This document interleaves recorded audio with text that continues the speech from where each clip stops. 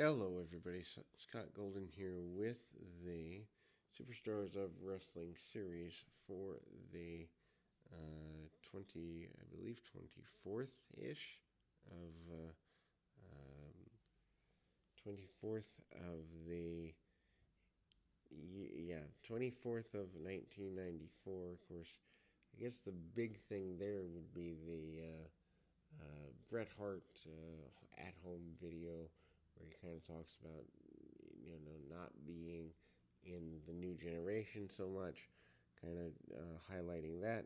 And again, we got nearly 2,400 videos, or actually audios, over this channel. Highlights from Raw. Lex Luger is shown, like Luger kind of looking for things to do with himself. Just basically needing things to acknowledge, and there's brawling with IRS and making fun of Luger and all of that. And again, I mean, they are talking about Christmas Eve, so it's going to be kind of a flat show anyway, because you're not going to get a lot of storyline advancement in that run. Lex Luger coming back after kind of being flat for the last few months after the Tatanka feud. Luger coming back and doing his deal with a enhancement talent here. Also includes the announcement Razor Ramon defending against Jeff Jarrett in Royal Rumble and Men on a Mission. Davey Boy Smith, 1-2-3 Kid, Bob Holly, and Shawn Michaels will participate in the 30-man Royal Rumble.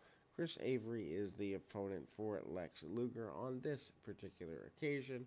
And as is expected, this is a one-sided match. Luger hits a power slam in the torture rack and ultimately getting a victory there. There is a sports giveaway around the Christmas time season. $1 Million Man basically talks about doing some charitable stuff, even though he's a heel at the time.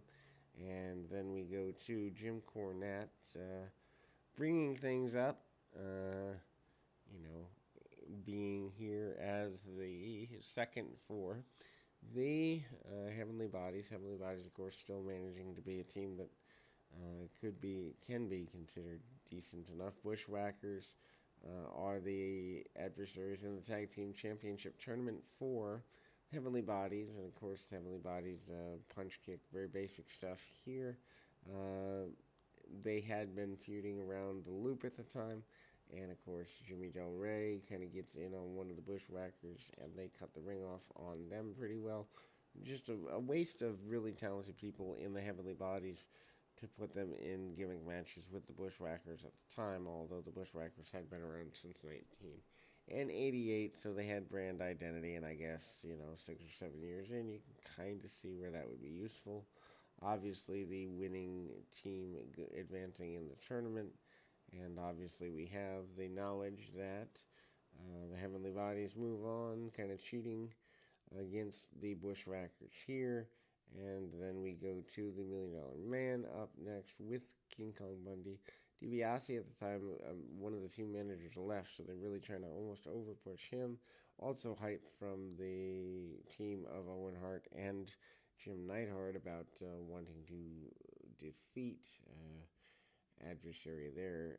The nature of things is King Kong Bundy managing to get things going in his general direction. The enhancement talent managing to try and get some things off pretty easy.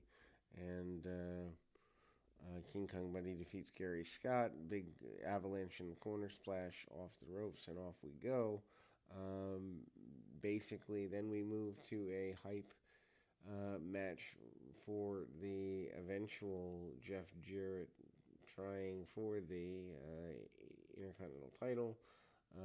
Razor Ramon in the Royal Rumble Event Center basically tells him don't sing it, bring it, and the IRS character is going to rest in peace, according to Paul Bearer and The Undertaker, as IRS and The Undertaker will go at it in the Royal Rumble.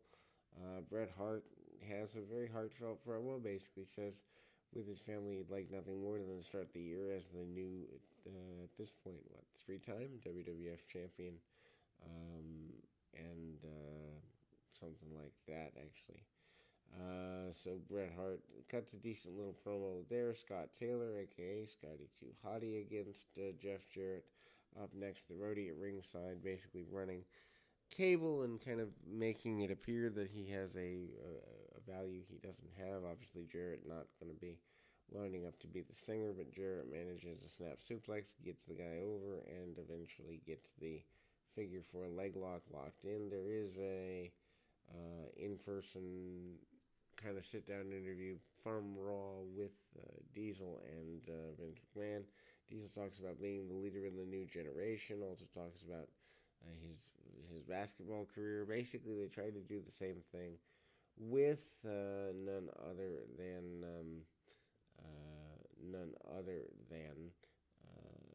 Lex Luger at an earlier time. This didn't work for Diesel either, but trying to get things going. Basically, also saying he's steroid free to please the kids. Hakushi, I believe, making his debut here. Barry Horowitz. Odd that he would fight Horowitz as he ends up teaming with Horowitz in the weeks and months to come by 1995. So it's just interesting that Hakushi here for less than a year. Hakushi does some up and over in the corner, although Reno Riggins is the opponent this time, not Barry Horowitz. Barry Horowitz, I think, does a squash match right around the same time on one of the other syndicated shows.